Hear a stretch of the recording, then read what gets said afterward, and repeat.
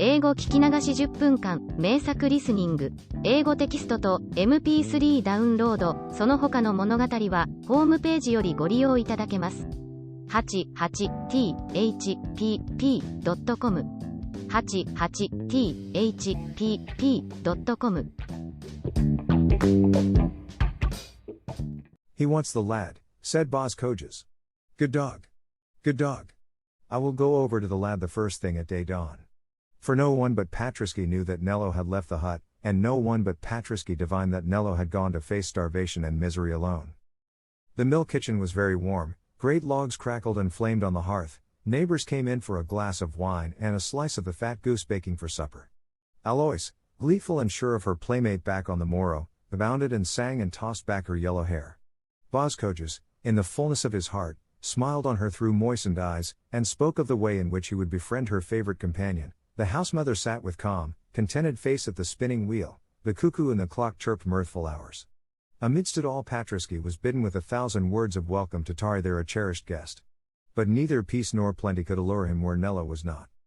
When the supper smoked on the board, and the voices were loudest and gladdest, and the Christ-child brought choicest gifts to Alois, Patrisky, watching always an occasion, glided out when the door was unlatched by a careless newcomer, and as swiftly as his weak and tired limbs would bear him sped over the snow and the bitter, black night. He had only one thought, to follow Nello. A human friend might have paused for the pleasant meal, the cheery warmth, the cozy slumber, but that was not the friendship of Patrisky. He remembered a bygone time, when an old man and a little child had found him sick unto death in the wayside ditch. Snow had fallen freshly all the evening long, it was now nearly 10, the trail of the boy's footsteps was almost obliterated. It took Patrisky long to discover any scent. When at last he found it, it was lost again quickly, and lost and recovered, and again lost and again recovered, 100 times or more. The night was very wild. The lamps under the wayside crosses were blown out, the roads were sheets of ice, the impenetrable darkness hid every trace of habitations, there was no living thing abroad. All the cattle were housed, and in all the huts and homesteads men and women rejoiced and feasted. There was only Patrisky out in the cruel cold, old and famished and full of pain, but with the strength and the patience of a great love to sustain him in his search.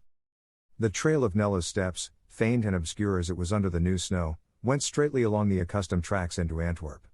It was past midnight when Patrisky traced it over the boundaries of the town and into the narrow, tortuous, gloomy streets.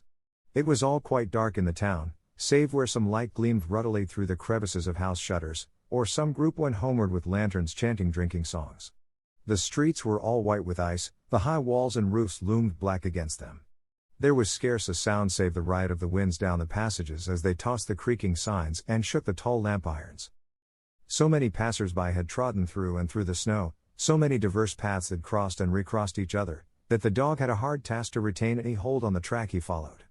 But he kept on his way, though the cold pierced him to the bone, and the jagged ice cut his feet, and the hunger in his body gnawed like a rat's teeth. He kept on his way, a poor gaunt, shivering thing, and by long patience traced the steps he loved into the very heart of the burg and up to the steps of the great cathedral. He has gone to the things that he loved, thought Patrisky, he could not understand, but he was full of sorrow and of pity for the art passion that to him was so incomprehensible and yet so sacred. The portals of the cathedral were unclosed after the midnight mass. Some heedlessness in the custodians, too eager to go home and feast or sleep, or too drowsy to know whether they turned the keys aright, had left one of the doors unlocked. By that accident the footfalls Patrisky sought had passed through into the building, leaving the white marks of snow upon the dark stone floor. By that slender white thread, frozen as it fell, he was guided through the intense silence, through the immensity of the vaulted space, guided straight to the gates of the chancel, and, stretched there upon the stones, he found Nello. He crept up and touched the face of the boy. "Didst thou dream that I should be faithless and forsake thee?" "I, a dog?" said that mute caress. The lad raised himself with a low cry and clasped him close. "Let us lie down and die together," he murmured. "Men have no need of us, and we are all alone." In answer, Patrisky crept closer yet, and laid his head upon the young boy's breast. The great tears stood in his brown, sad eyes, not for himself he was happy. They lay close together in the piercing cold. The blasts that blew over the Flemish dikes from the northern seas were like waves of ice, which froze every living thing they touched. The interior of the immense vault of stone in which they were was even more bitterly chilled than the snow-covered plains without. Now and then a bat moved in the shadows, now and then a gleam of light came on the ranks of carven figures. Under the Reubens they lay together quite still, and soothed almost into a dreaming slumber by the numbing narcotic of the cold. Together they dreamed of the old glad days when they had chased each other through the flowering grasses of the summer meadows, or sat hidden in the tall bulrushes by the water's side, watching the boats go seaward in the sun. Suddenly through the darkness a great white radiance streamed through the vastness of the isles. The moon, that was at her height, had broken through the clouds, the snow had ceased to fall, the light reflected from the snow without was clear as the light of dawn. It fell through the arches full upon the two pictures above, from which the boy on his entrance had flung back the veil. The elevation and the descent of the cross were for one instant visible. Nello rose to his feet and stretched his arms to them, the tears of a passionate ecstasy glistened on the paleness of his face. "I have seen them at last," he cried aloud. "Oh God, it is enough." His limbs failed under him, and he sank upon his knees, still gazing upward at the majesty that he adored. For a few brief moments the light illumined the divine visions that had been denied to him so long, light clear and sweet and strong as though it streamed from the throne of heaven. Then suddenly it passed away, once more a great darkness covered the face of Christ. The arms of the boy drew close again the body of the dog. "We shall see his face, there," he murmured, "and he will not part us, I think." On the morrow, by the chancel of the cathedral, the people of Antwerp found them both. They were both dead, the cold of the night had frozen into stillness alike the young life and the old. When the Christmas morning broke and the priests came to the temple, they saw them lying thus on the stones together. Above the veils were drawn back from the great visions of Rubens, and the fresh rays of the sunrise touched the thorn-crowned head of the Christ. As the day grew on there came an old, hard-featured man who wept as women weep. "I was cruel to the lad," he muttered, "and now I would have made amends, yea, to the half of my substance, and he should have been to me as a son." There came also, as the day grew apace, a painter who had fame in the world, and who was liberal of hand and of spirit. "I seek one who should have had the prize yesterday had worth one," he said to the people, a boy of rare promise and genius.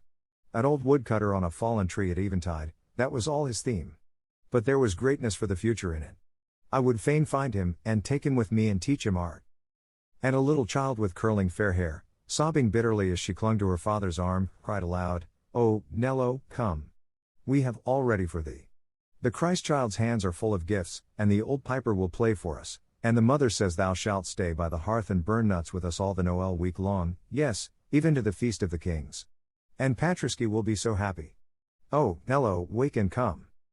But the young pale face, turned upward to the light of the great Rubens with a smile upon its mouth, answered them all, "It is too late."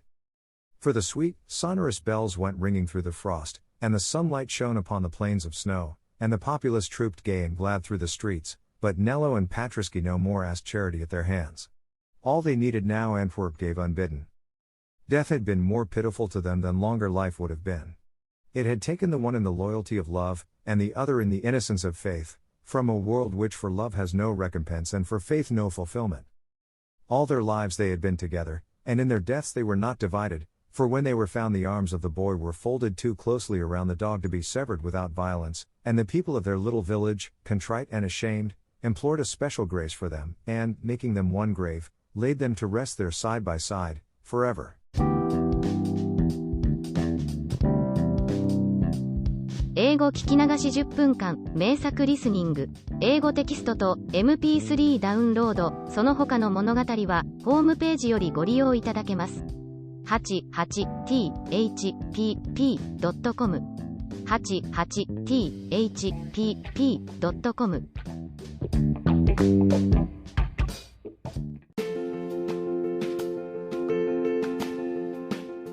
Audiobook, The Family in Kyoto, One Japanese Girl Got Freedom by Hitomi Woods on sale at online stores or apps. Apple Books, Google Play, Audible, 43 available distributors in total.